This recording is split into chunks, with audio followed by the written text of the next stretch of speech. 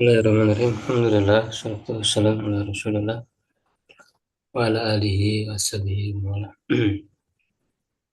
Alhamdulillah wa sekalian di malam hari ini dengan izin Allah kita dipertemukan kembali ya dalam kajian rutin ya akidah melanjutkan eh, pembahasan syarah ya akidah wasitiyah dan ini tentu syarah secara maqasid ya, jadi ada poin-poin yang kita perdalam dengan menghadirkan nukilan dari para ulama, termasuk Syekhul Islam sendiri ya. Jadi ada eh, tema-tema tertentu ya yang kita perdalam. Ya, ini sebenarnya masih rangkaian apa namanya mukadimah ya sebetulnya ya, belum masuk kepada pembahasan poin-poin rincian akidahnya, yaitu membahas tentang dalil nakal ya sudah mengandung hujah akal. Ini bagian kedua ya yang sebelumnya sudah kita bahas.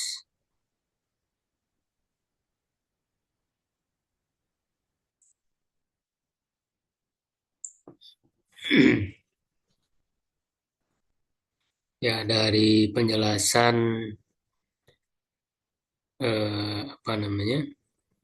Antaranya kutipan ya Al-Khattabi ya, Abu Sulaim Al-Khattabi yang menyebutkan bahwa eh,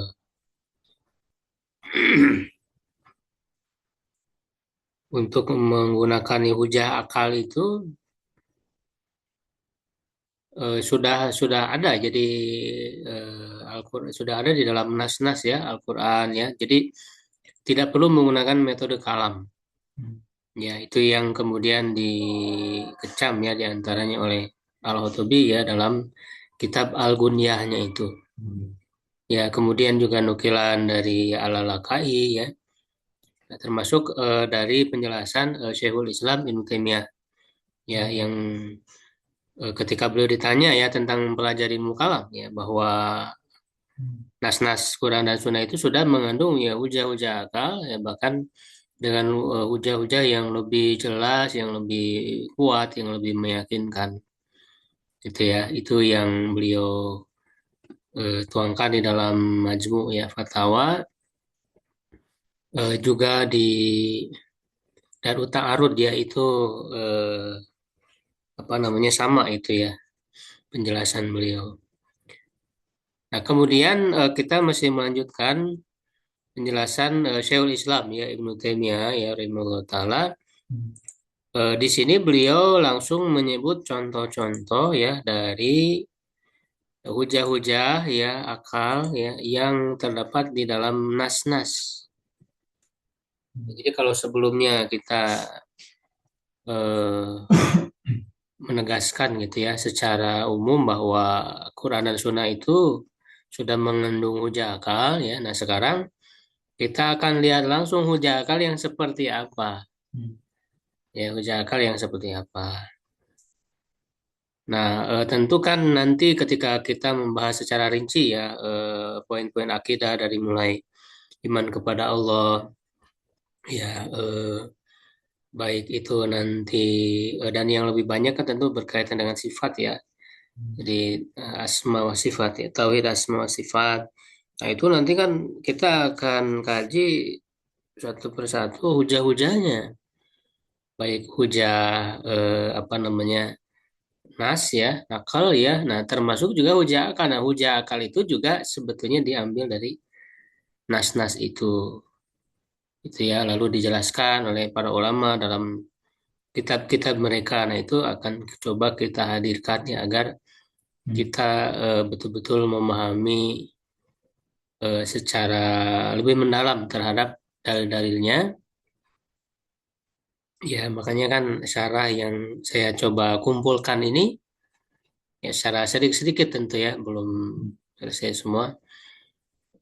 Dinamakan dengan Kifayatul Hujjah ya fi tabsiri akidah di sana. Jadi hujah yang cukup ini Kifayatul Hujjah dalam nah, kitab siri dalam memiliki basiro gitu. Jadi memiliki basiro pendalaman ilmu yang mendalam artinya dengan memahami hujah-hujahnya tadi itu ya sehingga bisa kokoh keyakinan kita ya juga bisa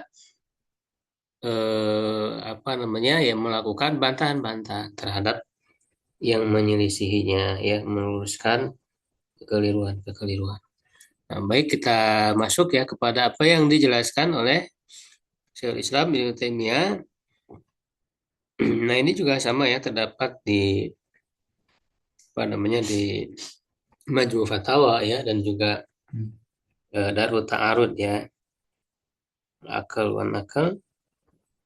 Jadi beliau di sini memberikan contoh ya tentu tidak semua jadi hanya beberapa saja ya contoh. Itu dari kata ya summa zakar ya dibaca sekarang Farid. Wala rahimahullah. Itu mah udah yang summa zakaro rahimahullah amsilatan.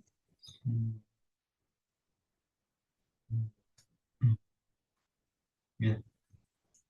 Tsumma dzakara rahimahullahu amsilatan minal adillatil aqliyati allati tadam Tadom manat. tadam Oh ini kurang ya.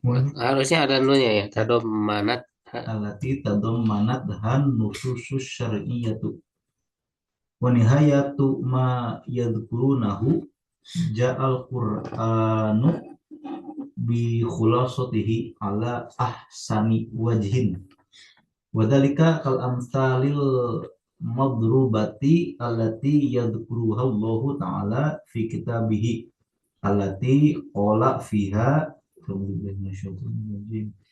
walaqad darabna linnasi fi hadzal qur'ani min kulli matal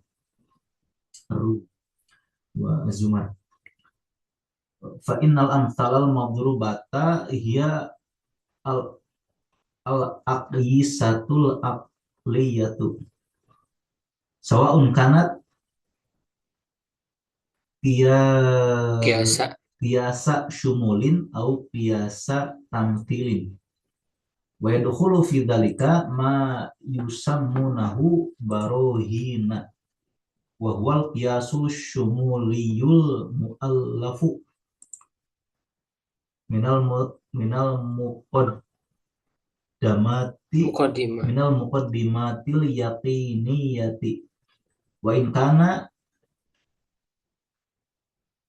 kana lafzul burhani fil lugati a'amma min dalika kama samallahu ayatai Musa ba, Barohim. bar, ba, bur, Oh burhana ini. burhana ini wa mimma yuwaddihu hada anal ilmal ilahiyya la yajuzu ayyus tadalla fihi biqiyasi tamthilin yastawi fihil aslu wal far'u wala biqiyasin syumuliyin tastawi afroduhu fa innallaha subhanahu wa ta'ala laisa kamitslihi syai'un fala yajuzu ayyumatsala Faejuan ya ayyumatsala bigoirihi wala yajuzu ayyudkhala huwa wa ghairuhu tahta qadiyatin kulliyatin tastawi afroduha walihada lama salaka tawaifa Taif upaya. walihada lama salaka tawaifu minal Mutafal sifati. Sifati wal mutakallimati mislu hadhil mithlu hadhil aqyisati fil matalibil ilahiyati lam yasilu biha ila yaqinin bal tanaqadat adillatuhum wa ghalaba alaihim ba'da tanahil hiyarati wal Hayratu. wa ghalaba alaihim ba'da tanahi Ya. ba'da tanahil hayrati Hayratu fa'il dari ghalaba. ba'da tanahil hayratu wal idtirabu lima yarawnahu min fasadi adillatihim au takafu Iya. fuiha. Ya, cukup dulu ya. Ya, jadi kemudian rahimahullah ya, Syekhul Islam Ibnu Taimiyah menyebutkan ya amsilatan minal adilatil aqliyati, contoh-contoh dari dalil-dalil akal ya, alati tadammanatha an-nususus syari'atu, yang dikandung oleh nas-nas syariat. Ya, jadi di dalam syariat ya, dalam Quran khususnya, apa saja sih dalil-dalil akal yang dituangkan di dalamnya ya. Di sini beliau menyebutkan contoh ya, beberapa contoh. Wa nihayatu ma yadhkurunahu, dan puncak ya, puncak ya, atau akhir apa yang mereka sebutkan itu ya, maksudnya dalil-dalil yang coba ya disebutkan oleh para ahli kalam ya, yang Al-Qur'anu bil khulasatihi, yang Al-Qur'an datang dengan apa namanya, dengan meringkasnya ya, dengan ringkasannya. Nah, ala ahsani wajhin, ya, dalam bentuk yang terbaik. Ya, jadi eh, puncaknya kan para ahli kalam itu nanti menggunakan kias, mengkiaskan ya, mereka punya apa, teori-teori jisim itu kan, itu nanti kias ya, menganalogikan. Jadi dari apa yang dilihat di makhluk gitu ya. Nah, kemudian nanti disangka bahwa itu khusus ya bagi makhluk, sehingga harus dinafikan dari Allah Subhanahu wa taala. Nah, itu nanti yang menjadi penyebab ya kekeliruan mereka itu. Ya, nah soal kias, soal membuat perumpamaan ya, itu di dalam Quran ada. Nah, cuma nanti bagaimana penggunaan yang benar?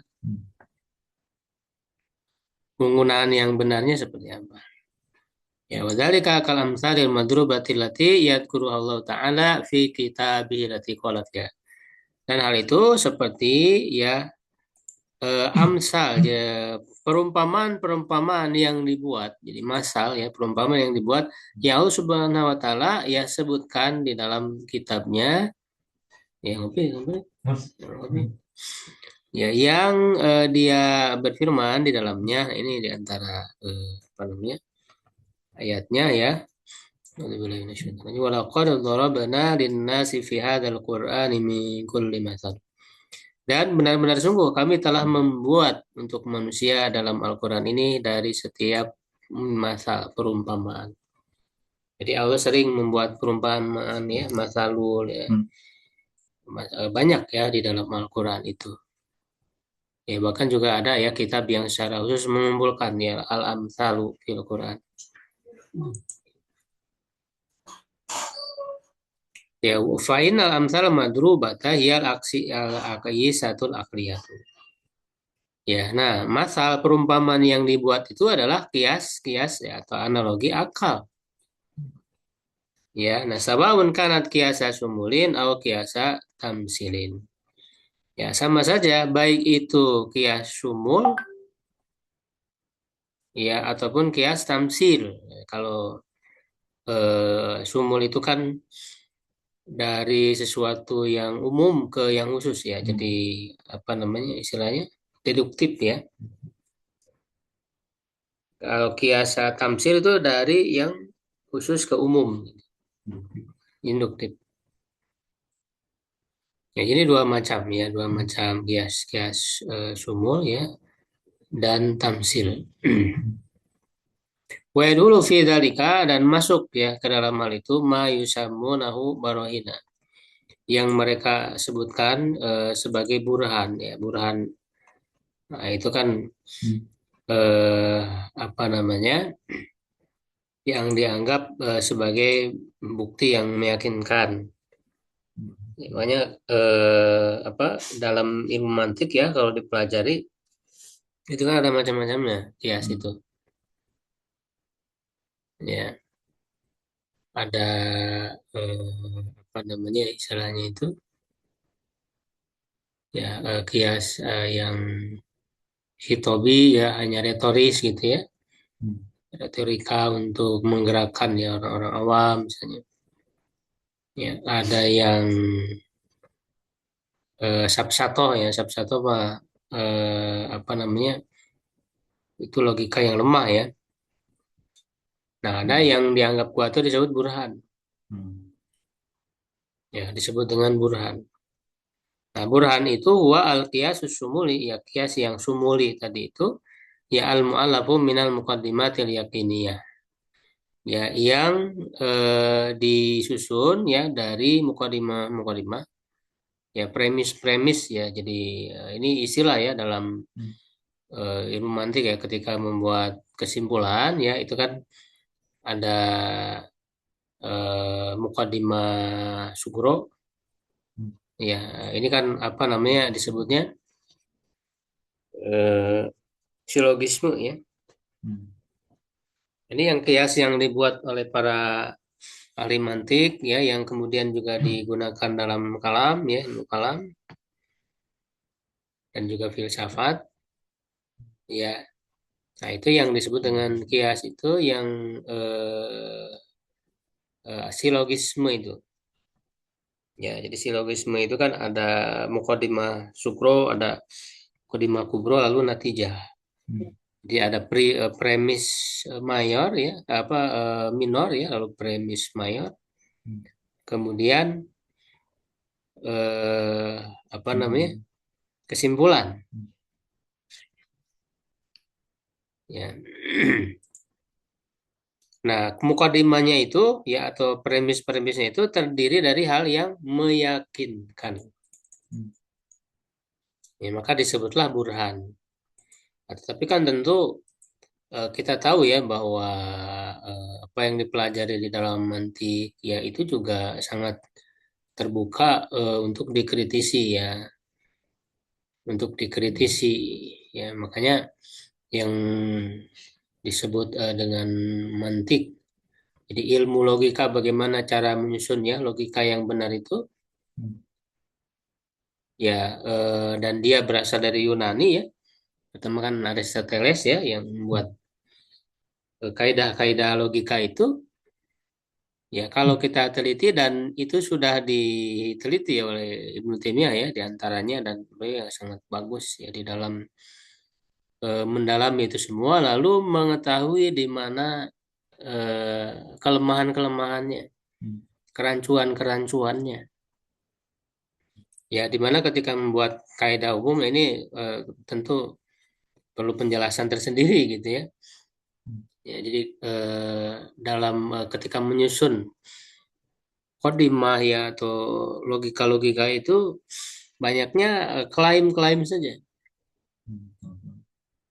Ya, banyak klaim yang perlu dibuktikan. Nah, sehingga Ibnu Taimiyah sudah secara lengkap Hmm. melakukan bantahan terhadap kaidah-kaidah mantik itu ya yang itu bisa dipelajari. Ya, dan ini dipuji ya oleh banyak ulama bahkan orang-orang atau peneliti ya Barat sekalipun yang Hmm. meneliti itu mereka sangat mengapresiasi ya bahkan mantik-mantik modern itu juga ada jasa ya Ibnu Taimiyah Hmm. ya, terhadap bantahan-bantahan koreksi dan bahkan memberikan alternatif yang lebih baik ya di dalam berlogika ya itu kan sudah dilakukan oleh Ibnu Taimiyah ya dalam Hmm. kitab beliau apa namanya Ar-Raddu 'alal Mantiqiyyin gitu ya atau Naqdul Mantiq Hmm.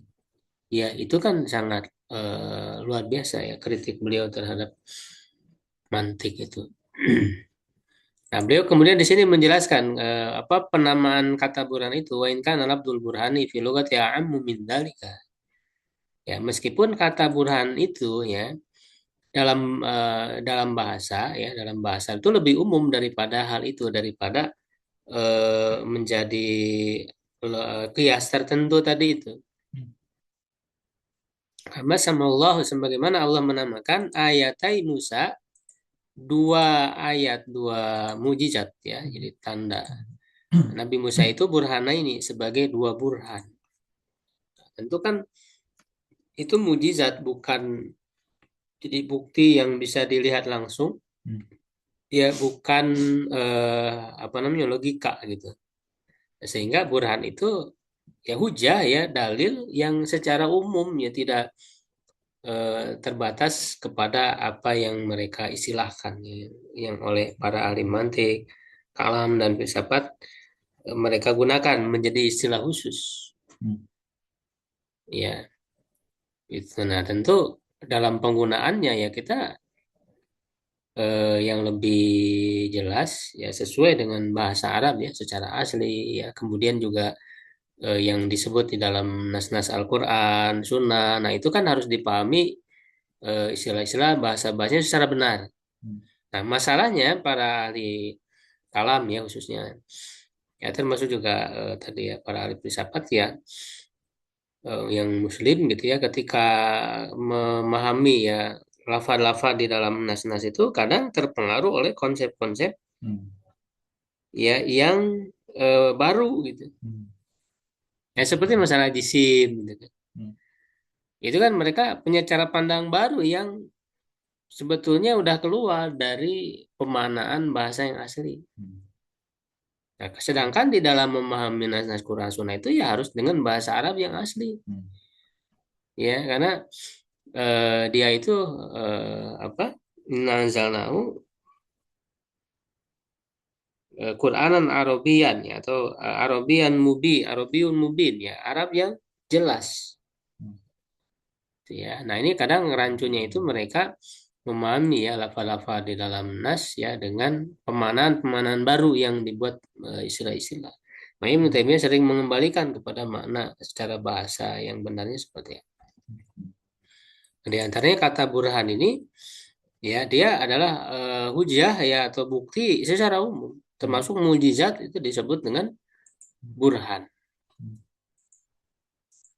Wa mimma yuwaddi hadza ya anna al-ilma al-ilahi la yajuzu an yusadala fihi bi qiyasi tamsilin yastawi fihi al-aslu wal far'u wala bi qiyasi sumuliyin tastawi afraduhu. Nah, ini apa namanya bantahan ya gitu ya atau mengoreksi gitu ya dalam penggunaan kias itu dalam penggunaan kias itu.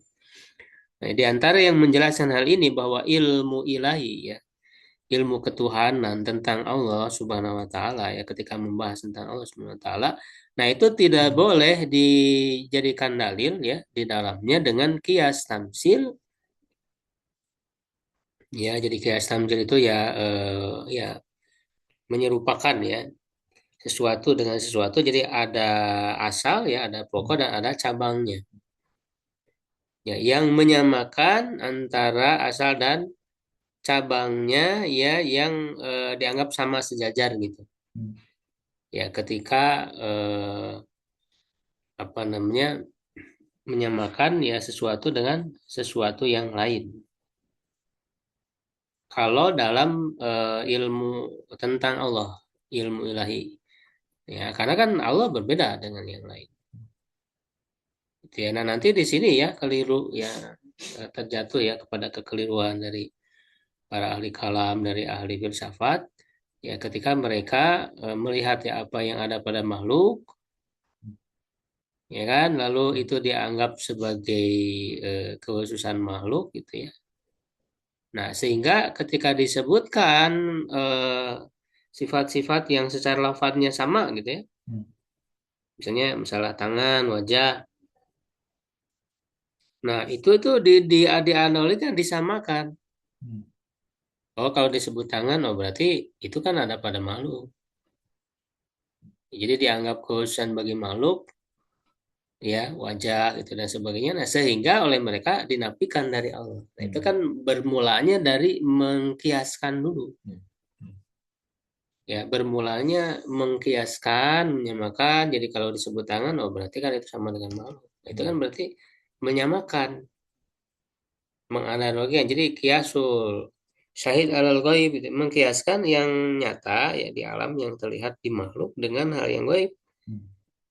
Kan itu sebenarnya yang menjadi dasarnya itu. Nah, sehingga karena dianggap itu sama dengan makhluk, dinafikanlah dari Allah. Nah, padahal kalau kita tidak menggunakan kias di awal tadi itu, bahwa ketika disebut misalnya wajah, tangan, ya, ya mata dan sebagainya yang disebutkan di dalam nas, bahwa kita tidak menyamakan.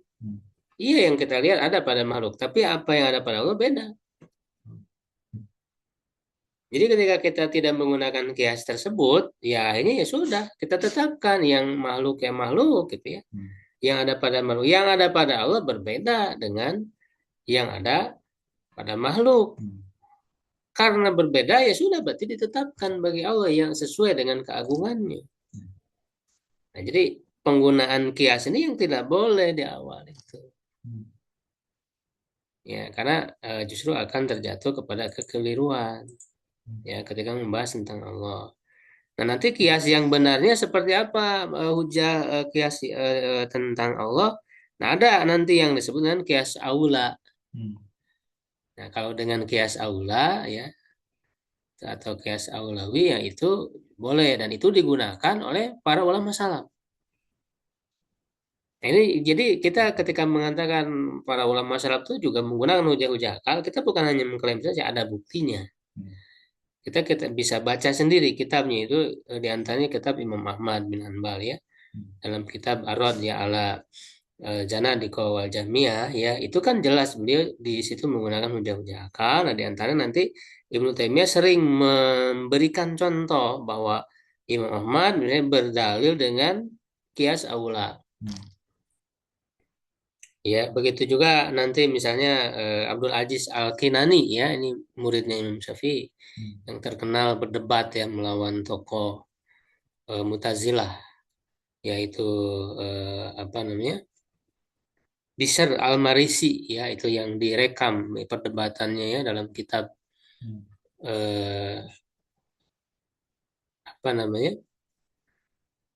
Al-Haidah ya wal I'tidar.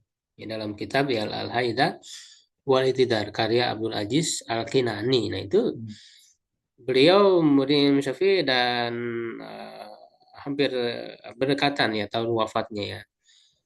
Kalau Abdul Aziz Al-Kina itu wafat tahun 240. Ya, kalau Imam Ahmad 241, itu beda 1 tahun. Ya, itu kan termasuk apa namanya digunakan oleh para ulama salaf ya atau masanya dekat ya kepada salaf. Ya, mereka sering dikategorikan sebagai salaf.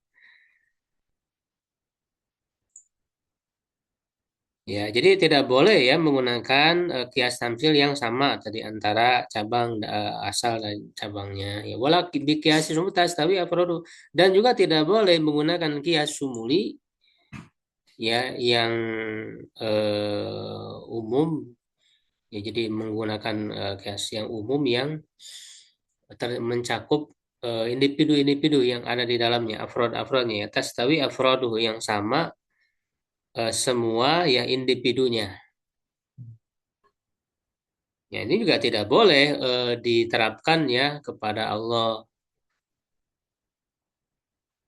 gitu ya. Yang sama semua afrodnya. Ini kan biasa kan yang dalam ilmu mantik ya disebut dengan kuli ya, ada lafadz kuli, ada juz'i gitu ya. Nah, itu kan menggunakan itu nanti dalam menyusun kiasnya itu. Ya, yang disebutnya ada mafhum, ya ada masodak. Dalam ilmu mantik itu ada mafhumnya, hal yang umum, ada masodaknya. Ini kan istilah-istilah sendiri dalam ilmu mantik itu.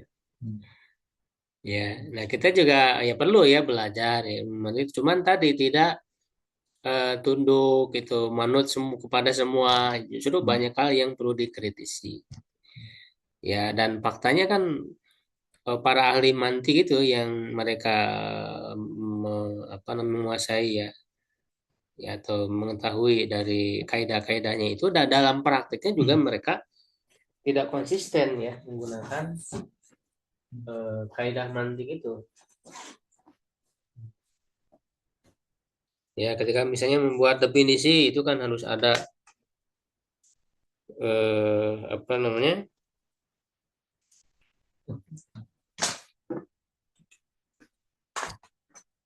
ada menggunakan jinsun korim gitu ya, harus menggunakan pasal dan sebagainya. Ya, yang disebut dengan apa namanya, had hakiki gitu ya, definisi yang hakiki. Nah, itu kaidah-kaidah itu dalam prakteknya tidak bisa secara konsisten digunakan.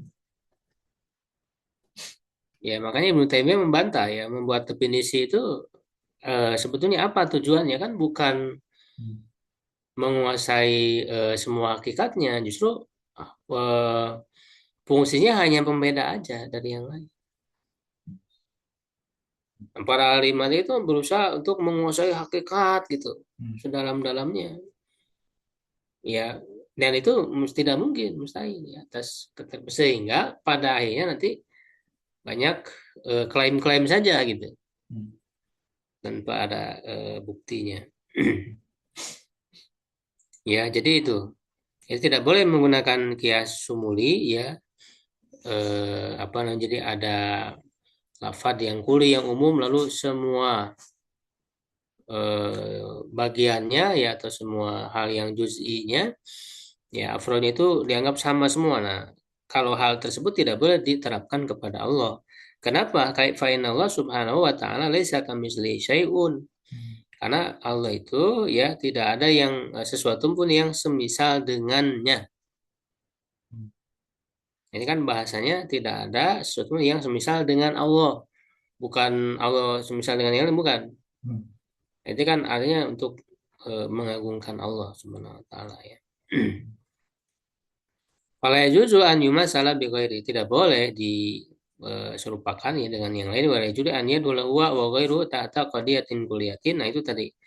Ya, dan tidak boleh ya Allah Subhanahu wa taala itu masuk ya dan yang lainnya di bawah qadiyah kuliah gitu ya, di atas suatu pernyataan umum. Qadiyah ini kan apa namanya, ini menjadi istilah dalam ilmu mantik di pernyataan ya, itu kalimat ya atau khobar gitu ya, suatu khobar, suatu pernyataan ya yang umum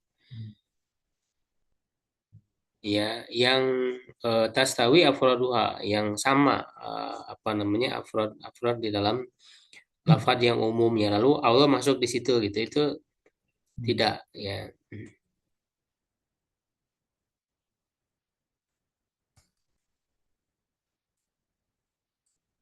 Karena kan nanti hal-hal yang umum itu, makanya kan mereka kan berangkatnya dari situ ya, ketika membuat definisi misalnya dari sesuatu yang disebut jinsun, ya, ada jenis.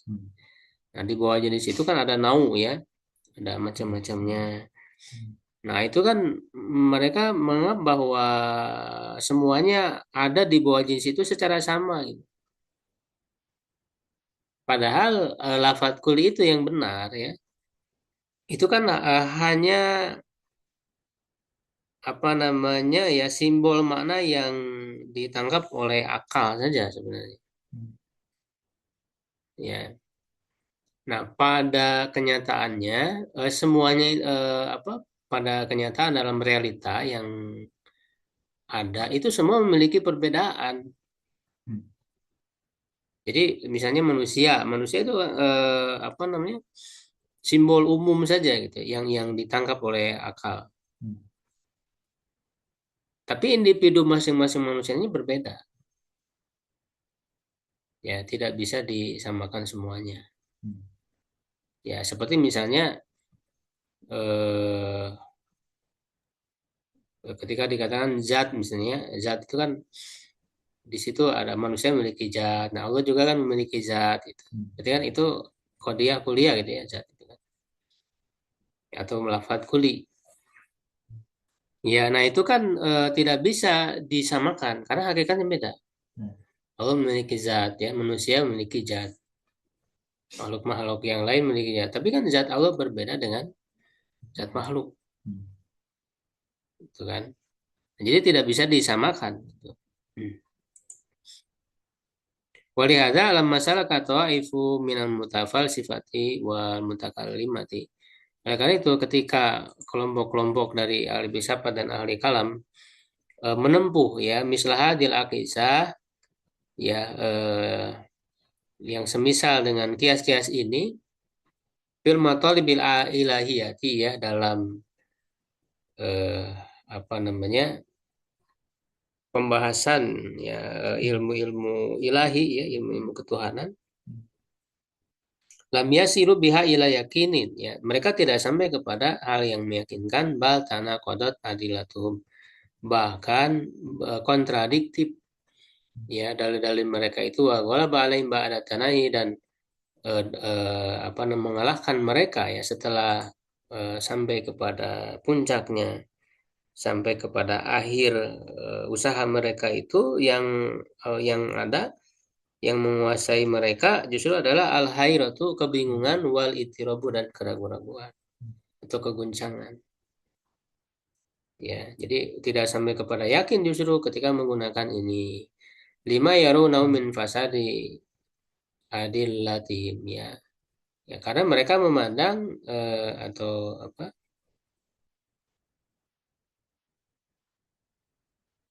memandang ya adanya kerusakan dalam dalil-dalil mereka autaka fuiha ya atau eh, apa namanya saling Allah ini saling bertentangan gini.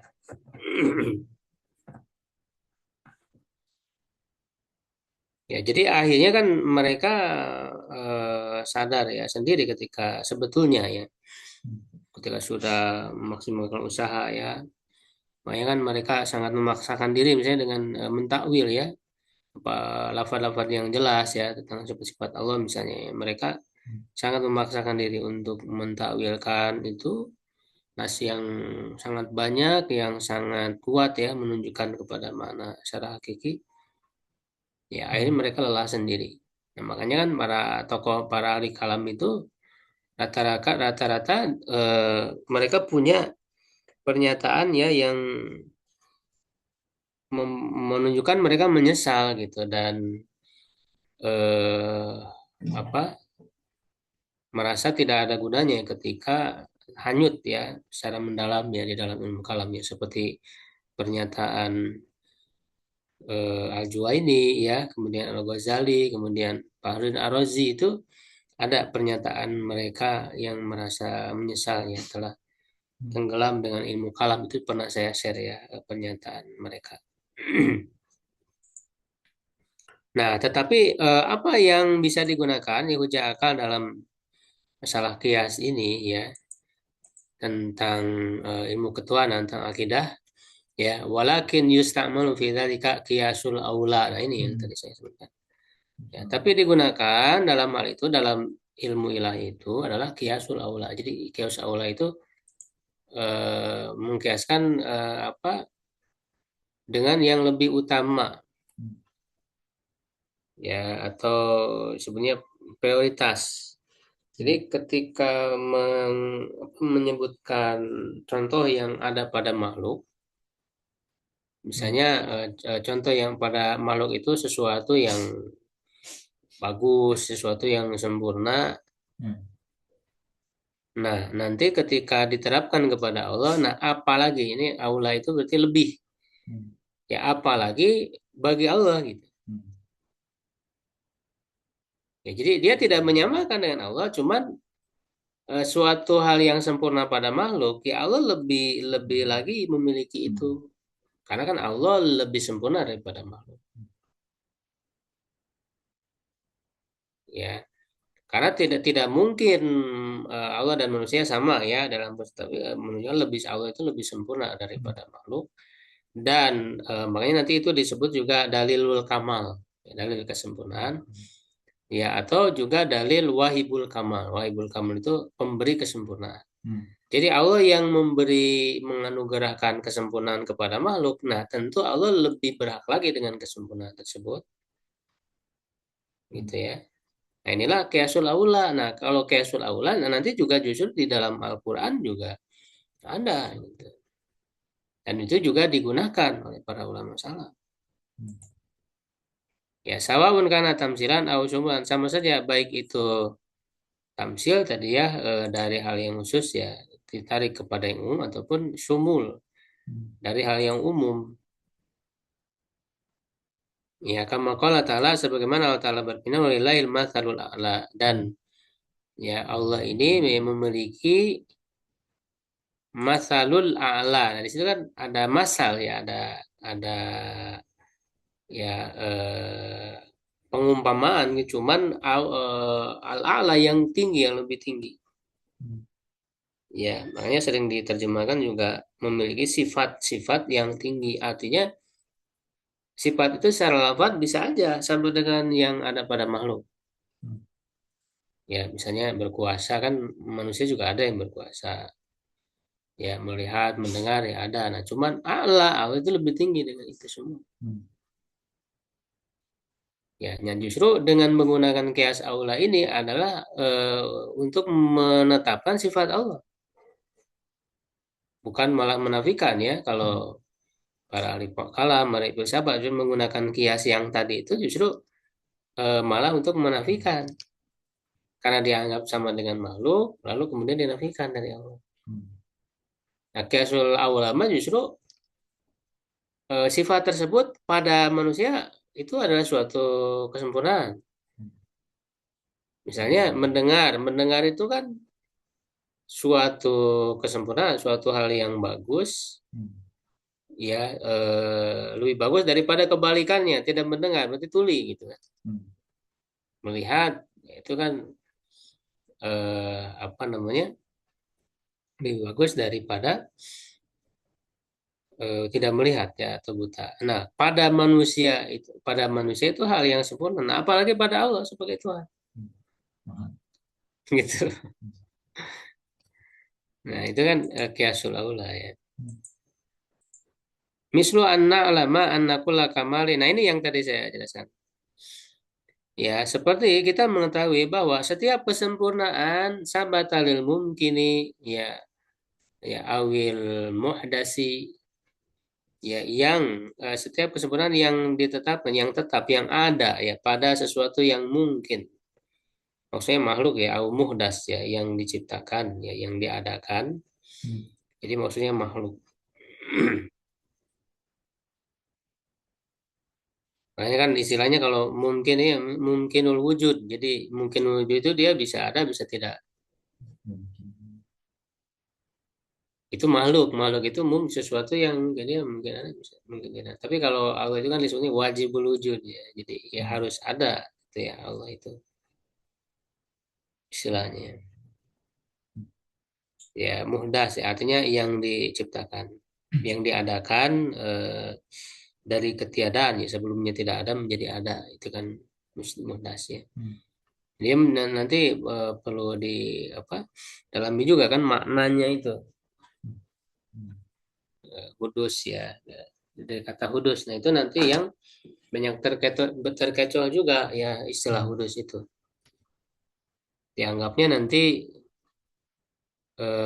apa namanya, perbuatan-perbuatan ya, itu kan hudus juga karena sebelumnya belum dilakukan, lalu kan ketika belum dilakukan tidak ada perbuatan itu, lalu kemudian dilakukan berarti menjadi ada. Nah itu kan hudus juga. Cuman kan kalau perbuatan Allah itu tidak diciptakan, ya kan, tapi berasal dari kehendak Allah. Nah, sehingga kalau yang seperti itu ya harus ditetapkan karena Allah punya perbuatan. Nah, inilah yang nanti oleh para ahli kalam dinafikan dari Allah karena dianggap kudus itu. Ya, karena dianggap kudus sehingga nanti perbuatan Allah itu dianggap dilakukan secara azali gitu. Nah, itu kan nanti bingung sendiri. Jadi kalau secara ajali lalu sekarang kan eh, apa Apakah Allah tidak melakukan apa-apa? Kan dalam setiap satu ada penciptaan, ada yang mati gitu, yang memberi rizki dan sebagainya. Itu dilakukan oleh siapa kalau bukan oleh Allah? Padahal jelas dalam Quran kan kula yaumin wa fi sya'nin. Ya. Setiap saat Allah itu dalam urusan berbuat. Nah, itu juga masalah hudus itu ya. La naqsafi biwajhin minal wujuh ya, yang tidak ada kekurangan dalam satu segi ya, dari berbagai seginya. Wa huwa ma kana kamal lil mawjud ya ghairu mustaljimin lil adam ya fal wajibul qadimu awla bihi. Nah, dia ya makana kamalan suatu yang sempurna bagi yang ada ya, yang tidak memastikan apa ketiadaannya ya, yang tidak berkonsekuensi ya kepada ketiadaan ya, jadi maksudnya bagi makhluk ya, bagi makhluk yang ada. Nah, fal wajib, nah maka yang al wajibu al qadim maksudnya Allah. Nah, tadi Allah itu kan wajibul wujud ya, Allah itu yang pasti ada ya. Apa keberadaan Allah atau adanya Allah itu kan eh, apa namanya tidak didahului oleh ketiadaan dan tidak diakhiri dengan ketiadaan. Jadi selalu ada. Ya, al-qadim. Nah, al-qadim itu kan yang azali, itu yang tadi. Qadim itu dia istilah juga ya. Yang kalau dalam bahasa nasnya al-awwal. Jadi laisa qablaka syai' ya, ataupun adanya Allah itu tadi tidak didahului oleh ketiadaan, itu qadim atau al-awwal. Ya, nah kalau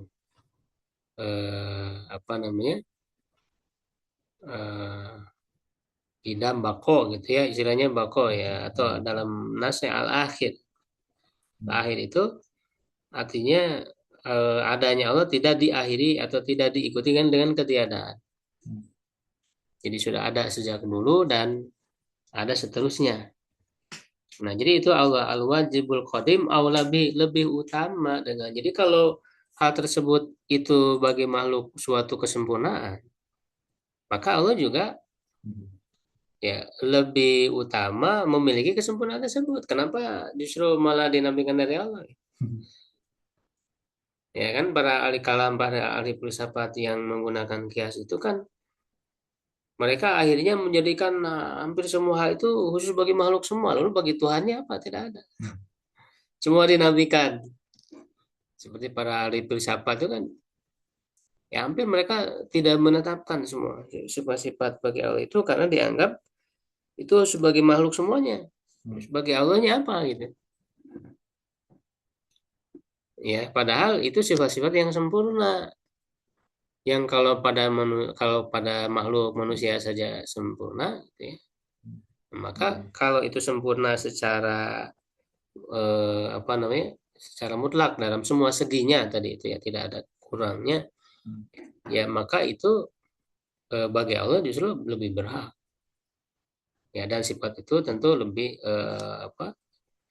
Lebih tinggi ya eh, pada Allah Subhanahu Wa Taala. Ya, seperti misalnya Allah memiliki wajah, memiliki tangan, ya, memiliki mata itu kan pada manusia itu kan hal yang sempurna. Kan orang yang punya tangan dengan yang tidak punya tangan itu lebih bagus mana? Bagus mana ya tangan kan gitu. Ya, nah itu kan bisa diterapkan kiasul aula. Pada Allah itu juga hal yang sempurna. Jadi lebih berhak lagi Allah Subhanahu Wa Taala memiliki itu. Itulah ya kiasul aula yang bisa digunakan.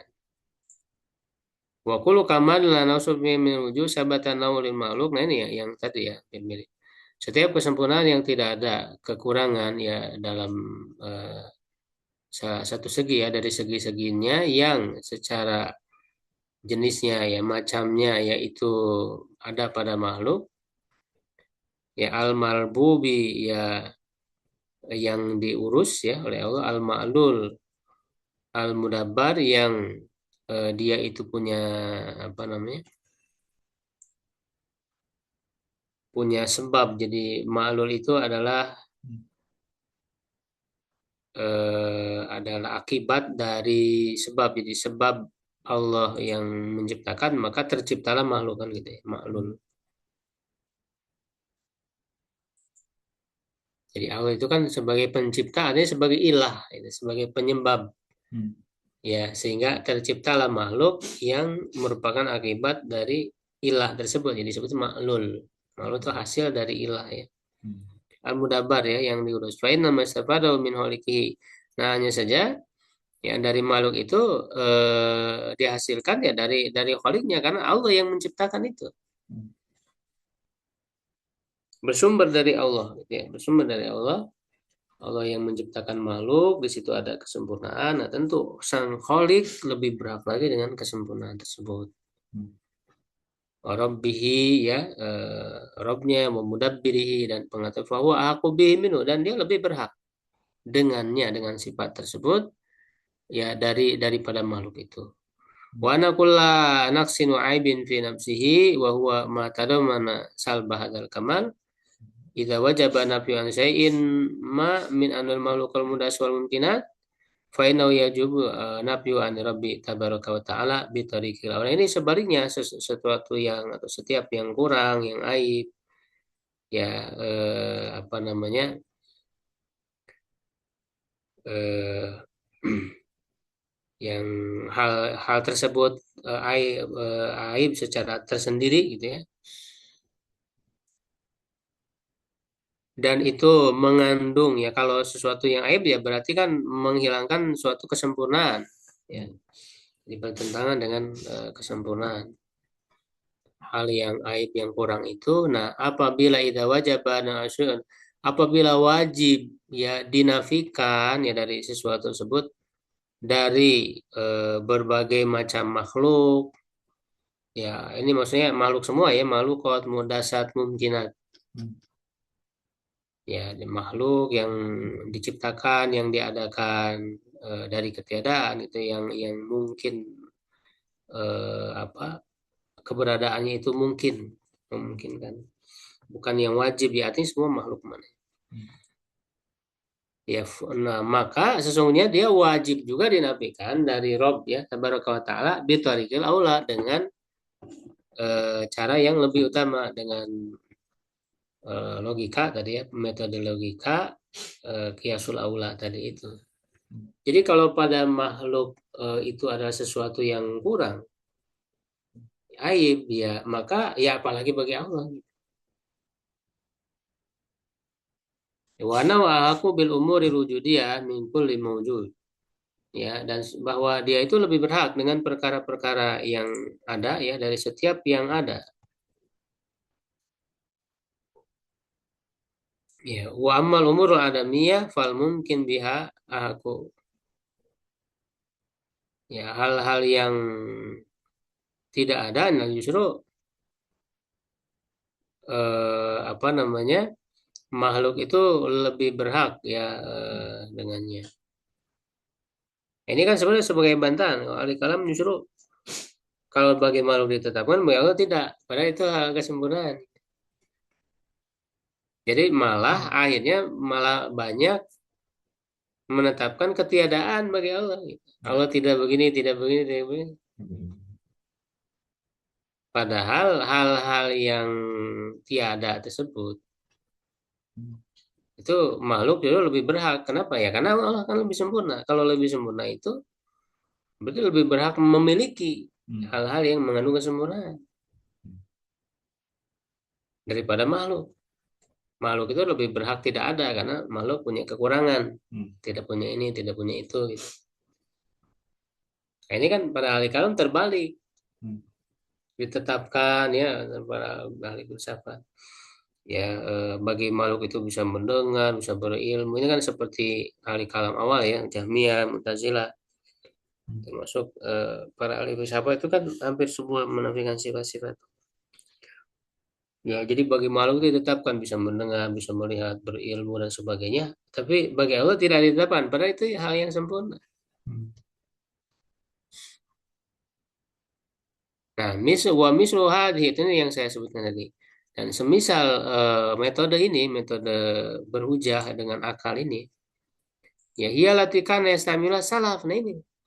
Inilah yang digunakan oleh ulama salaf wal a'immatu dan para imam misli hadhil matalibi ya dalam semisal pembahasan ini. Hmm. Kama stakmala nahwa il Imamu Ahmad.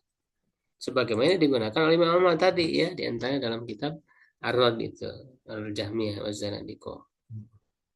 Waman qablahu wa ba'dahu dan juga yang sebelum Imam Ahmad, yang setelah Imam Ahmad seperti tadi ya Abdul Aziz ya Kinani dan yang setelahnya itu juga cukup banyak. Jadi para ulama yang berpegang kepada akidah salaf ya, atau asariyah itu juga mereka menggunakan hujah-hujah akal. Tapi hujah akal yang tidak sembarangan, gitu. Selaras ya dengan nas. Nah, itu juga kita perlu tahu kitab-kitab mereka ya, gitu. Dan bahkan di setiap zaman ada. Ya misalnya termasuk murid Imam Ahmad juga kan ada Rimi ya, Usman bin Said ya ada Rimi. Nah itu kan dalam kitabnya itu sama menggunakan hujah-hujah akal juga di situ.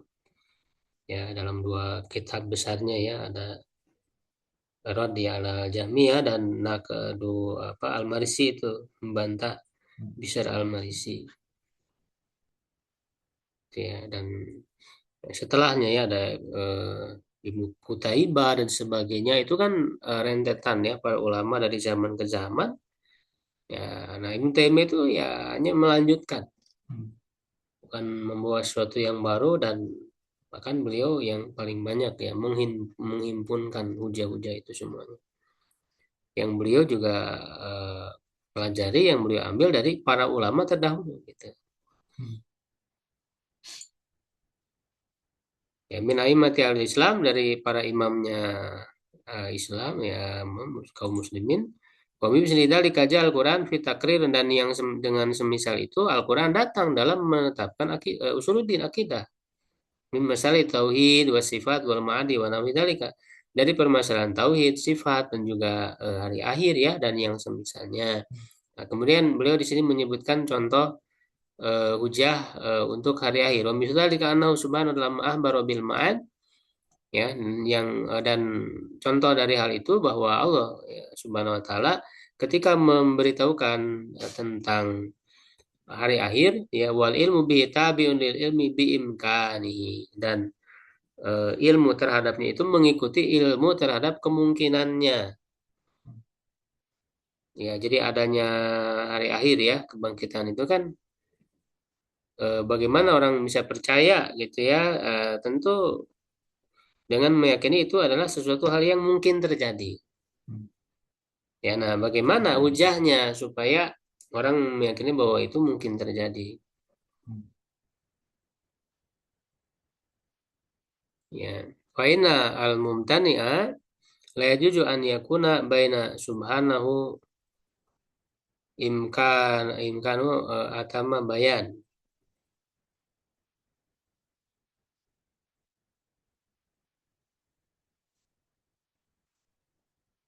Ya, karena sesungguhnya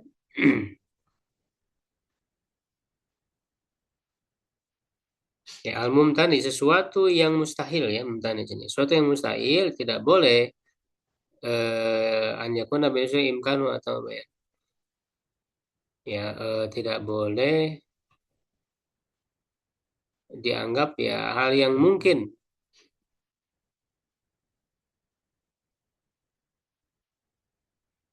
Ya agak sulit ya.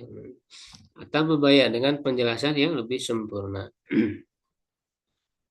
Dan nanti ini apa namanya berbeda ya dengan para ahli kalam ya ketika mereka berhujah ya dengan logika ya bagaimana itu sesuai ya dengan logika adanya hari akhir itu bahwa kalau para ahli kalam dan para ahli kalam ya khususnya Mereka hanya dengan menggunakan imkan dhihni aja, secara akal ya, secara pikiran saja.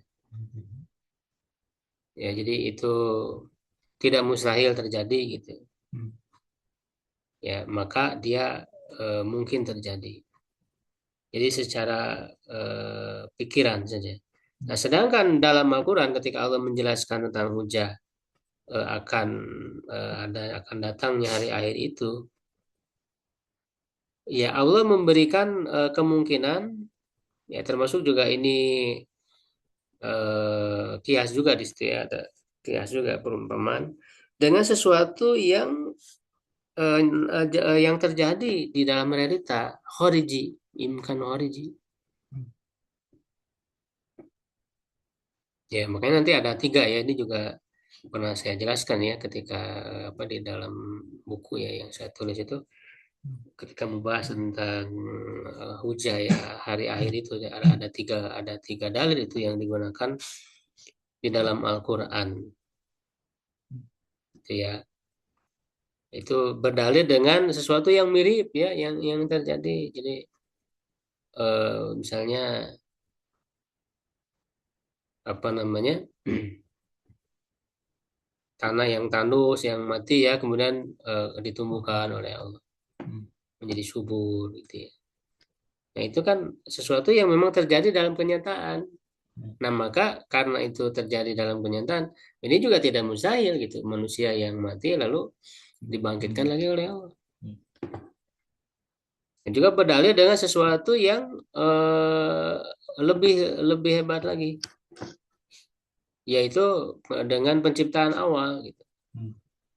Jadi kalau Allah mampu menciptakan makhluk kayak manusia apa pada awalnya, jadi pertama kali ya nasyatul ula ya, yang sebelumnya tidak ada, lalu kemudian nanti ketika mati dibangkitkan lagi, ya kan menciptakan yang awal itu justru lebih hebat penciptaannya, karena kan belum belum ada contoh sebelumnya,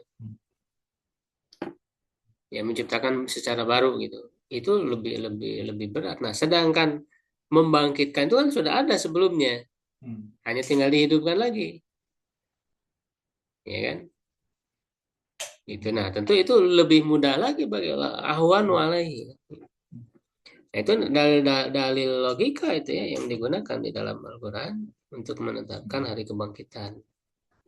Ya, dan dengan sesuatu yang memang sudah nyata terjadi gitu. Bukan hanya sebatas di pikiran. Nantilah ya secara lebih rincinya ya kita akan coba dalami lagi ya, apa yang disebutkan oleh Ibnu Taimiyah ini memang apa namanya butuh pemahaman ya yang mendalam gitu apa yang beliau eh, uraikan itu. Ya, mungkin cukup dulu ya untuk pembahasan malam hari ini ya. Mudah-mudahan bermanfaat. Qul qouli hadza astaghfirullahi wa lakum. Assalamualaikum warahmatullahi wabarakatuh. Ya, kalau ada nanti bisa di grup ya disampaikan.